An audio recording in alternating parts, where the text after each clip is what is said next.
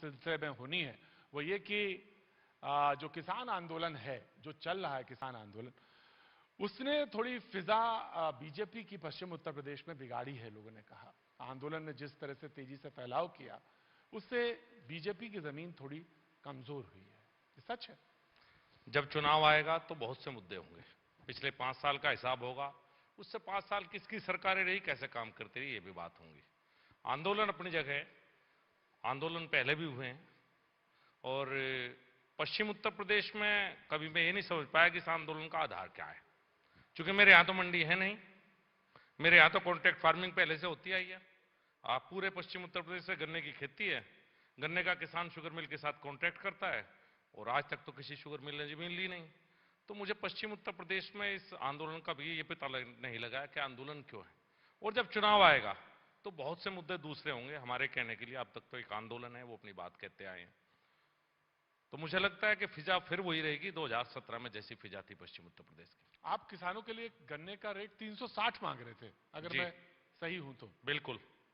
तो मैं देख रहा था 360 मांग रहे थे, मिला नहीं। तो ये थोड़ा अफसोस कसक। देखिए, मेरा काम है जनता की बात अपनी सरकार तक पहुंचाना। ये कोई जरूरी नहीं मेरी हर बात मानी जाए। मैंने कहा था 360 होना चाहिए, मेरी इच्छा थी। 360 नहीं हुआ, 350 हुआ। बहुत सी बातें ऐसी हैं जब हम सिस्टम का हिस्सा होते हैं कि हमारी सारी बातें नहीं मानी जा सकती। लेकिन लगातार अपनी बात कहना, जिन लोगों ने मुझे चुना है सांसद के रूप में, उनका वे कहते हैं कि आप ये बात कहो तो मैं उनकी बात ठोक बजा के खूब मजबूती के साथ कहता हूं। तो राकेश टिकैत जी की बात वहां तक क्यों नहीं पहुंचा पाए आप? राकेश टिकैत जी कह रहे हैं कि ये कानून हटा दो।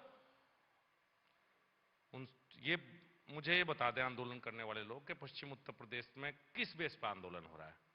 पश्चिम उत्तर प्रदेश में जब मंडी है ही नहीं, मंडी के नाम पे गुड़ मंडी है। हमारे यहाँ गेहूं और चावल की जो खरीद होती है वो कोऑपरेटिव के माध्यम से होती है। हरियाणा और पंजाब में जो खरीद है वो मंडी के माध्यम से होती है। तो मुझे मंडी की आवश्यकता नहीं। मेरे यहाँ तो कोऑपरेटिव कहीं भी कांटा लगा देते हैं और ब्लॉक में खरीद शुरू हो जाती है। मेरे यहाँ गुड़ मंडी है।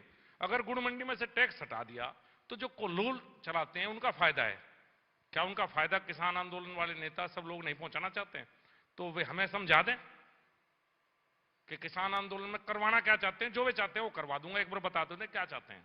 अच्छा, मैं अगर मोटे तौर पे कह, क्योंकि इतने शोज हो रहे हैं किसान आंदोलन पर लेकर, होते रहे हैं, कहां है आंदोलन, किस जगह पे मौजूद है?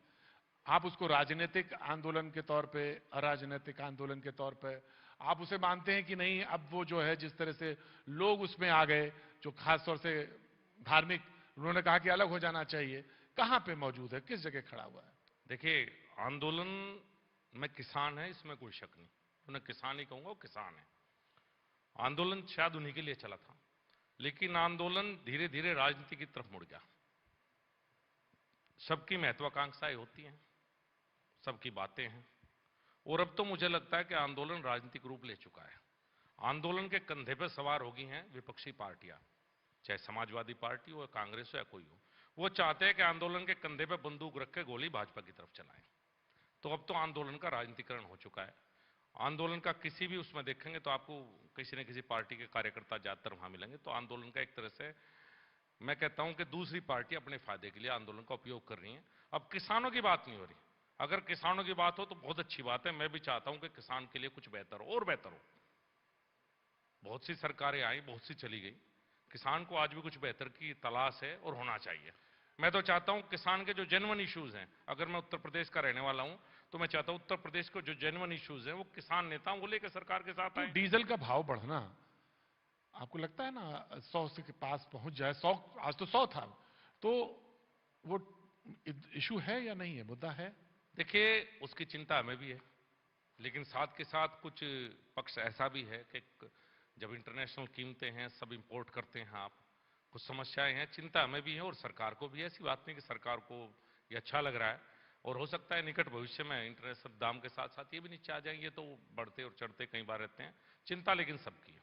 क्योंकि पिछली बार जब 2020 में टैक्सेस इंपोज किए, जैसी स्थितियां थी कोरोना के समय में, तो पेट्रोल और डीजल पे उन्होंने लगाए, लेकिन अब उसको नॉर्मल प्रैक्टिस बना लेना कि वो प्रैक्टिस में तरह पेट्रोल और डीजल में चले, ये एक चीज बेहतर नहीं है? देखिए, अगर टैक्सेस लगे हैं तो आप पिछले साल की अगर सब बातें याद करें, इंडस्ट्री बंद थी, टैक्सेस बंद थे, तो इससे जो डीजल और पेट्रोल पे लग गया उससे 100 करोड़ वैक्सीन लगी है कोरोना की।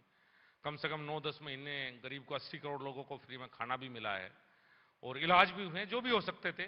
तो कहीं ना कहीं इसका उपयोग जनहित में हुआ है, एक गरीब के लिए हुआ है, देश के जो टैक्सेस सरकार ने पेट्रोल और डीजल पर लगाए। लेकिन अब आप मानते हैं कि अब वो स्थिति, इसमें सुधार की जरूरत है और सरकार को करना चाहिए? जिस समय भी ऐसा होगा कि सरकार कर सकती है, सरकार निश्चित रूप से आपने कहा ना, हम किसान की बात वहां तक पहुंचाते हैं। हाँ जी। और हमारा ये काम है। 360 में जब आपने कहा कि गन्ने का रेट होना चाहिए, तो ये वाली बात आप वहां पहुंचा? देखिए, इस बारे में तो वित्त मंत्री बताएंगे, उनके खजाने में कितना सामान है देने के लिए। तो कुछ काम तो वित्त मंत्री के ऊपर छोड़ दो, चूंकि मैं किसान आदमी हूं, इकोनॉमिक्स मेरी ज्यादा बढ़िया नहीं है, गणित मेरा पहले से कमजोर है। ये पश्चिम उत्तर प्रदेश की एक स्टाइल है कि धीरे से जहां पे लगे कि चीज ज्यादा फिसलन है, किनारे खड़े हो जाओ। पश्चिम उत्तर प्रदेश में है कि हाथ ना जले और किनारे धीरे से खड़े हो जाओ, कहते ये हमारा विषय नहीं है। लेकिन एक बात बताइए, जयंत जी जो है चले गए समाजवादी पार्टी की तरफ, तो जो समीकरण बन रहा है पश्चिम उत्तर प्रदेश में, क्योंकि आज किसानों की मुद्दा है, पश्चिम उत्तर प्रदेश की राजनीति पर बात हो रही है, तो अब क्या लोग जो पूरी स्थिति का मूल्यांकन करें तो लोगों ने कहा कि मजबूती की तरफ दिखाई पड़ रहा है। पश्चिम उत्तर में 140 सीटों के लगभग चीजें गणित बनती हैं, उसमें बेहतर नजर आ रही है। बीजेपी के लिए मुश्किलें बढ़ सकती हैं। देखिए, कभी भी जो दूसरे के हाथ में काम हो उसके बारे में ज्यादा नहीं कहना चाहिए। ये फैसला जनता को लेना है कि 2022 का जब चुनाव होगा, वो लोकदल को मजबूत करते हैं, सपा को मजबूत करते हैं, भारतीय जनता पार्टी को ही रखते हैं। हम तो अपना रिपोर्ट कार्ड लेके जाएंगे जनता के पास। अभी चुनाव शुरू कहां हुआ है साहब? जब चुनाव शुरू होगा तो अभी तो आंदोलन एक मुद्दा है। सारी बातें घूम फिर के आप भी आंदोलन पर करते हैं। जब मैं चुनाव में जाऊंगा तो मैं भी कहूंगा कि इस पश्चिम उत्तर प्रदेश के हालात क्या थे, 2007 से 12 क्या थे और 12 से 17 क्या थे, यहां सड़कों की हालात क्या थी। जब हम आपसे किसानों की बात करते हैं तो आप मुजफ्फरपुर दंगे की बात, मुजफ्फरनगर दंगे की तरफ इशारा कर देते हैं। मैं बिल्कुल जिक्र नहीं किया, मैंने इशारा कर देते हैं। नहीं, मैं कोई इशारा नहीं किया। मैंने कहा 7 से 12 भी कहा है मैंने, चूंकि उस समय बसपा की सरकार थी, 12 से 17 समाजवादी पार्टी की सरकार थी। उन दोनों को मैं आपको बताऊं, मैं केंद्र सरकार में मंत्री था और मेरे गांव की जो सड़क है वो उस पर 2-2 फुट के गड्ढे थे। शिवपाल यादव पीडब्ल्यूडी मिनिस्टर थे। 2 करोड़ रुपए के लिए मैं 2 दिन लखनऊ बैठा था एक सड़क बनवाने के लिए कि भाई मेरे गांव की सड़क तो बनवा दो, क्योंकि गांव के लोगों को ये नहीं पता मैं केंद्र में मंत्री हूं, प्रदेश में मेरी सरकार नहीं। ये हालत इस पश्चिम उत्तर प्रदेश की थी।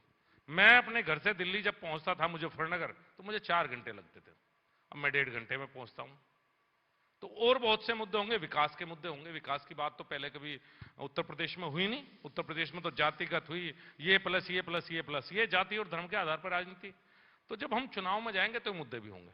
अब जनता जिसे सेलेक्ट करेगी उनका फैसला। मतलब अब आप कह रहे थे, जो अभी कुछ देर पहले मसूद साहब बात कर रहे थे, वो मुद्दे नहीं है। पलायन का मुद्दा नहीं होगा जो उठा था पिछली बार, चलान दंगों का मुद्दा था, वो सब खत्म नहीं। और हम ये बात कहेंगे कि पलायन पहले हुआ, दंगे पहले हुए। हमारी सरकार में ना पलायन हुआ ना हमारी सरकार में दंगा हुआ, ये बात हम कहेंगे ठोक के, ताल ठोक के। वो कह रहे थे ना कि राम तो सबके हैं, राम आपके थोड़ी ना है। राम उनके भी हैं, उनकी बात बिल्कुल ठीक है। राम जितने मेरे हैं उतने इमरान के हैं।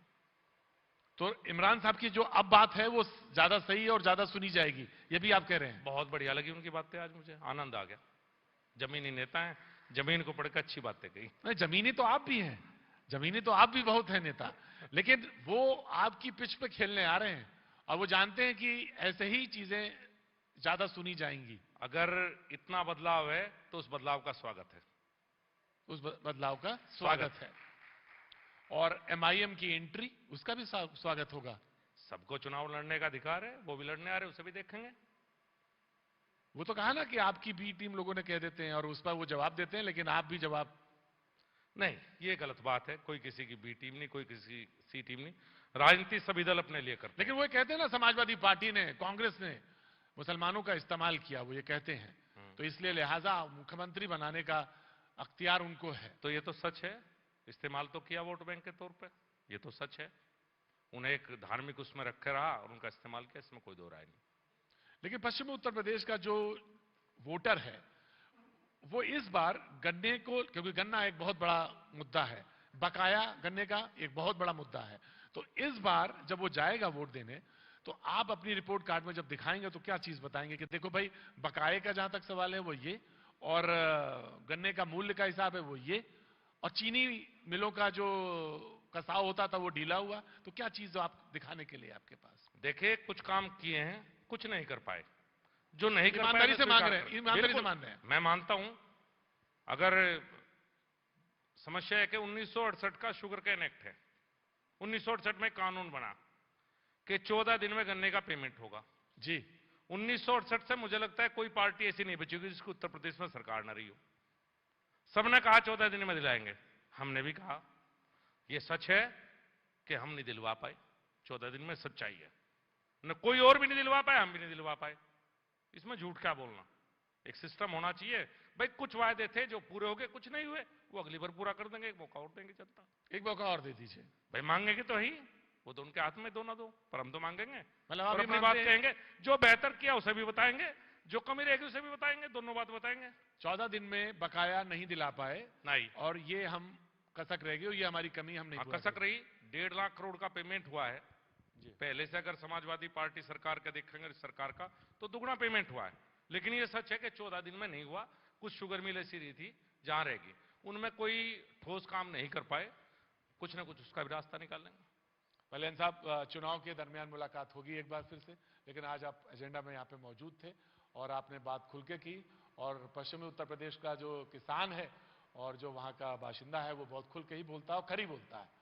हाँ, यही एक कसक थी जो दोनों का आपने जिक्र किया, गन्ने की, और कोई कसक बाकी नहीं। और मेरी सरकार ने ऐसा काम किया है कि कोई सरकार ना पहले कर सकती ना आगे करेगी। बहुत बहुत शुक्रिया, thank you so much. Thank you so much Prateek ji. मैं हमारे खास मेहमान से संजू रिक्वेस्ट बालियान करूंगी सर, कि संजीव जी रिक्वेस्ट है आप कि आप मंच पर बने रहें, और इस वक्त मैं बुलाना चाहूंगी मंच पर Prasoon Dayal, news editor, news 18। Memento please. और उम्मीद यह भी होगी कि जो दावे किए जा रहे हैं सरकार की ओर से और जनता उस पर क्या फैसला सुनाती है, उस पर भी न्यूज 18 की नजर आगे बनी रहेगी। लगातार न्यूज 18 अलग अलग क्षेत्रों में जाकर 2022 की तैयारी